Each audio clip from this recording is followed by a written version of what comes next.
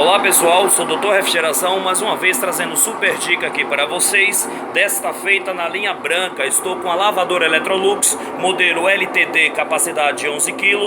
E não sei se está dando para vocês ouvirem o barulho, pessoal, olha.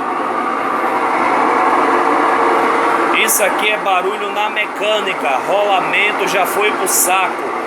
Eixo da centrifugação já foi pro saco e eixo de lavagem também, pessoal. Nesse caso aqui tem que fazer toda a mecânica.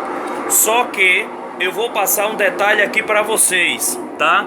Esse tipo de máquina aqui é um tipo de máquina que não é nacional, é uma máquina importada. O câmbio dela nós chamamos de robozinho, tá? Não tá dando para ver aqui porque tá um pouco escuro, mas ele é um câmbio pequeno. É um câmbio que você não acha peça avulso para comprar. Então normalmente esse câmbio você só acha na autorizada. Ele já vem completo de fábrica. Eu estou movimentando aqui a máquina para mostrar para vocês o câmbio dela. Deixa eu ver se dá para ver aqui. Melhorou, né?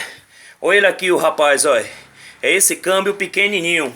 Um câmbio desse daqui, pessoal, na autorizada é R$500, 500, 550. Então, para você colocar mão de obra em cima, nem sempre o cliente manda fazer. Na maioria das vezes o cliente compra uma máquina nova, tá? Então, se você tem uma máquina Electrolux LTD, capacidade 11 kg, que a mecânica é esse câmbio robozinho aí, fique esperto. Começou a fazer barulho, é melhor comprar uma máquina nova. Agora, se você gosta da sua máquina, se você tem paixão por sua máquina, você pode estar fazendo o serviço. Beleza, pessoal? Fica mais essa dica aí do Dr. Refrigeração para vocês. Fiquem com Deus. Tchau, tchau.